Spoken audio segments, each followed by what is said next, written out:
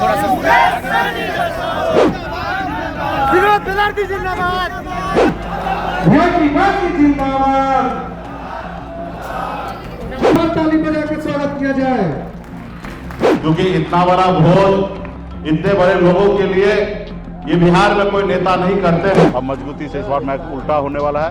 Maximum seat 21 seat में से maximum 17-18 seat हम लोग चंपारण से जीतेंगे। कि अगर बंगाल में निषाद को आरक्षण है और दिल्ली में निषाद को आरक्षण है तो बिहार और झारखंड उड़ीसा में क्यों नहीं। फिर से मोदी जी के गोद में इतना मत चले जाइए कि आपका समाज आपको छोड़ दे, जिसके कारण आज आपका बच्चा, आपका बेटा सिर्फ मछली मारने के लिए मजबूर है। साथियों, तो आज जब तक हमारी लड़ाई है स्वर्गीय पासवान जी का, लालू जी का, मुलायम सिंह यादव जी का,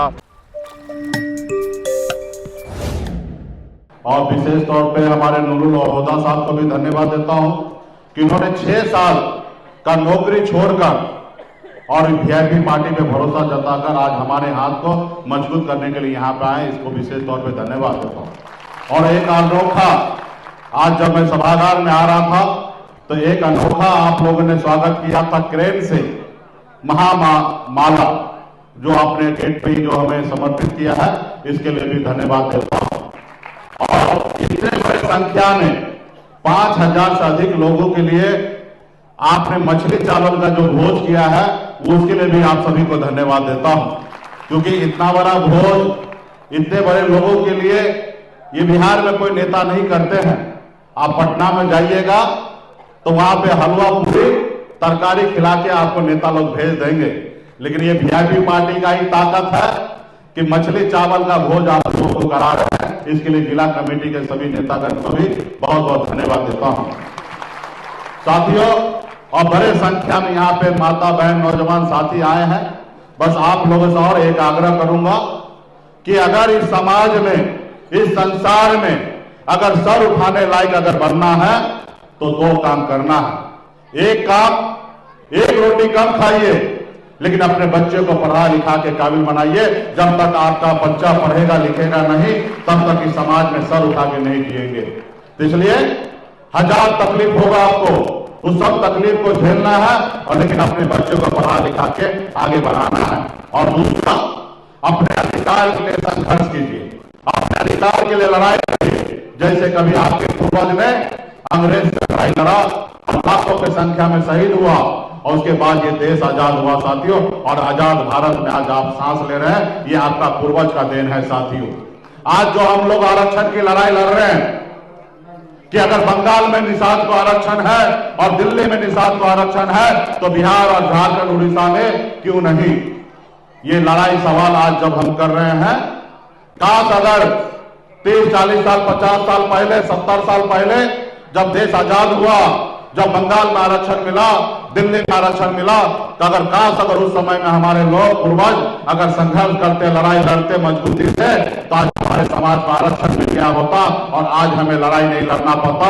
किसी कारण लड़ाई नहीं लड़ा गया, जिसके कारण आज आपका बच्चा, आपका बेटा सिर्फ मछली मारने के लिए मजबूर है साथियों, सिर्फ मछली मारने के लिए मजबूर है, मजदूरी करने के लिए मजबूर है, अपने घर परिवार को छोड़कर दूसरे राज्य में जाने के लिए मजबूर है। तो साथियों, इसको खत्म करना पड़ेगा, इसको रोकना पड़ेगा। ये रुकेगा कैसे? जब आप अपने बच्चे को पढ़ा लिखा के काबिल बनाइएगा और जब वो काबिल होंगे तो अपने अधिकार के लिए संघर्ष करेंगे, लड़ाई करेंगे, जैसे हमारे माता पिता ने हमको पढ़ाया लिखाया। चंपारण के धरती पर मोतिहारी में वीआईपी पार्टी के जोन मीटिंग रखा गया था, जिसमें सभी कार्यकर्ता को बुलाया गया था, चाहे वो पंचायत कमेटी हो या प्रखंड कमेटी हो, जिला कमेटी हो। और आप लोगों ने देखा कि कितना बड़ा शानदार कार्यक्रम मोतिहारी में हुआ है। जितना हॉल में कार्यकर्ता था उतना ही कार्यकर्ता बाहर है और मजबूती से सभी पार्टी के सभी नेता लोगों ने कार्यक्रम को सफल बनाया है।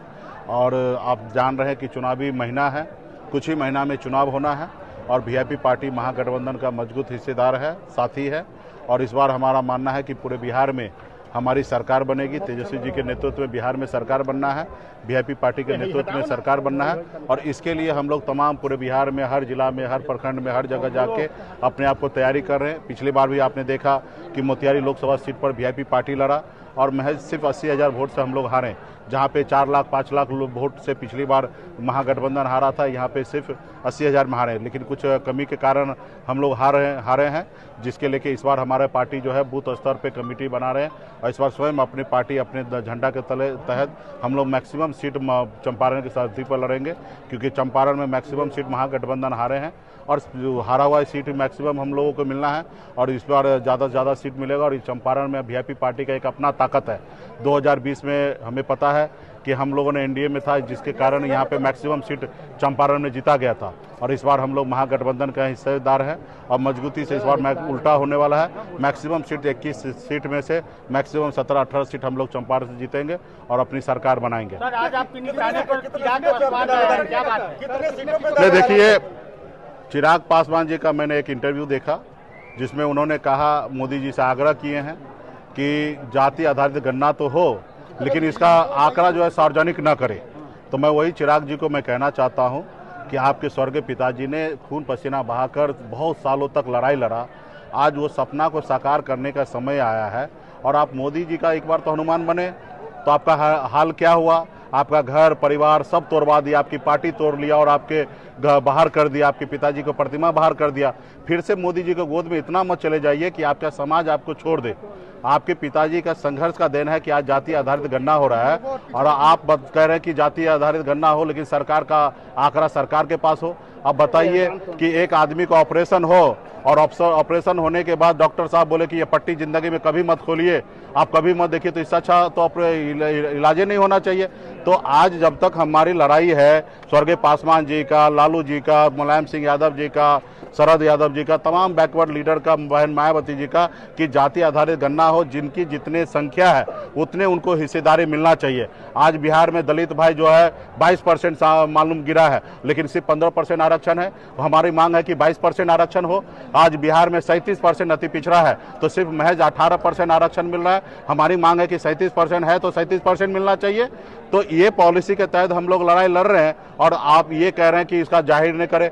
अरे भाई, बिल्ली से कभी उम्मीद कर सकते हैं कि दूध का रखवाली कर सकता है? आज भाजपा से, आरएसएस से कभी हम उम्मीद कर सकते हैं कि आज गरीब पिछड़ा दलित जो है वो हजारों साल से इनको गुलाम बना के रखा गया था और आज मैं उनसे उम्मीद नहीं कर सकता हूं कि वो हमारे हक अधिकार देंगे। आज बिहार में नीतीश जी, लालू जी की सरकार ने 18% से बढ़ा के 25% आरक्षण किया गया। वही भाजपा के लोगों ने कोर्ट में जाके स्टे ले लिया और आरक्षण 25% रोक के आज 18% हो रहा है। तो हमारी लड़ाई है कि जितनी जिनकी आबादी है उतनी संख्या में मिलना चाहिए। आज बताइए, बरसों से हम 14% की आबादी है, आप पूरे बिहार में बता दीजिए हमारे कितने विधायक है? एक भी हमारे समाज में कलेक्टर नहीं है। तो निश्चित तौर पे हम लोग संघर्ष करेंगे, लड़ाई लड़ेंगे तो हमारे समाज को अधिकार मिलेगा। इसके लिए मैं चिराग जी को कहा कि भाई, आप भी पिछड़ा का बेटा है, हमारे भाई हैं। स्वर्गीय पासवान जी को हम लोग अपना अभिभावक मानते थे। हम चाहेंगे कि आप भी राजनीति कीजिए, अच्छी तरीके से राजनीति कीजिए, ऐसी राजनीति कीजिए जिस राजनीति में आपके समाज आपको हीरो माने, नेता माने। आप ऐसे स्टेटमेंट ना दीजिए जिससे आपका समाज आपको दुश्मन मान ले। देखिए, बिहार के धरती पर सब आए। अभी जो हमला हुआ वो बहुत दुखद है। सिर्फ मोदी जी कहते हैं हम 56 इंच का सीना है। अब चीन जो है 60 किलोमीटर जो है भारत में घुस चुका है, भारत को कब्जा करते जा रहा है। इस तरीके से हमला हो रहा है, इसकी जवाबदेही देना चाहिए। इससे पहले बिहार के ही नेता थे स्वर्गीय नीतीश कुमार जी हमारे, जो रेलवे दुर्घटना हुआ उन्होंने इस्तीफा दे दिया। अभी भी गृह मंत्री जी को नैतिकता का आधार पे उनको इतना बड़ा हमला हुआ तो उनको इस्तीफा देना चाहिए और देश को बताना चाहिए कि उनसे चूक हुआ है, तब ना आगे का नेता सीखेंगे। कल कोई और नेता से ऐसा चूक होगा तो उनको भी इस्तीफा देना पड़ेगा। अभी बताइए कि अगर सब नेता अगर मालिक बन जाए तो फिर कैसे चलेगा? जनता मालिक है, इसलिए जनता के पास वोट गिराने का अधिकार दिया। नेता को 5 साल में वो आपका अग्नि परीक्षा लेना रहता है। तो इसलिए आने वाला समय में जनता को जागरूक होना, बिहार में महागठबंधन की सरकार बनना है। अब आप जब बताइए कि बिहार में नीतीश कुमार अस्वस्थ है, बिहार का सरकार जो है ब्यूरोक्रेट चला रहे हैं। आज एक गांव में चले जाइए, किसी पंचायत में चले जाइए, किसी प्रखंड में चले जाइए, ये काम जो है बगैर पैसे का नहीं हो रहा। एक जमीन का अगर मोटेशन करना है तो सीओ साहब 25-50 हजार रुपया मांगते हैं, क्योंकि उनको पटना में 50 लाख रुपया देकर ट्रांसफर पोस्टिंग कराना पड़ता है। तो इसके लिए बिहार में करप्शन बढ़ रहा है, लॉ एंड ऑर्डर आप देख रहे हैं कि किस तरीके से खराब हो रहा है। खास करके आपके चंपारण में देखते होंगे आए दिन आपके हत्या मर्डर होता है। तो क्योंकि सरकार जो है वो स्वस्थ नहीं है, इसलिए सरकार को बदलने की जरूरी है, युवा सरकार लाने की जरूरी है। हम लोगों के पास विजन है, हम लोग संघर्ष करने वाले लोग हैं। 900 रुपया महीने पे नौकरी करके इस मुकाम तक हासिल किए हैं। हम लोग गांव में जनता के बीच में कनेक्ट रहते हैं, लोगों के बीच जाते हैं, लोगों का हजारों समस्या हमको पता है। नीतीश जी हजारों सुरक्षा कर्मी के साथ कहीं जाते थे पहले, अभी तो वो भी नहीं जाते हैं, तो उनको क्या पता होगा कि गांव में क्या समस्या है। तो आने वाला समय में हम लोग का सरकार बनेगा और पूरा बिहार में जितने भी गरीब पिछड़ा दलित है सभी के साथ न्याय होगा। 2020 में ओवैसी ने खेल बिगाड़ा था, पर बीच सीमांचल पर उनकी नजर है। देखिए, ओवैसी साहब उनकी पार्टी है, स्वतंत्र है, लेकिन बिहार के जितने भी समाज के लोग हैं वो जागरूक हो चुका है। अभी अपना इस बार वोट कोई खराब नहीं करने वाला। 2 धारा की लड़ाई होगा, उसमें 2 धारा में एक होंगे कि महागठबंधन को जिताने के लिए खून पसीना बहाने का काम करेंगे, और एक होगा कि जो सरकार में है उनको जिताने का काम करेंगे। लेकिन वो आज सरकार में जो लोग हैं उनका भी कार्यकर्ता मान रहा है कि अभी हमें किसी भी हालत में हमारी सरकार लौट के नहीं आना है, महागठबंधन की सरकार आने वाली है।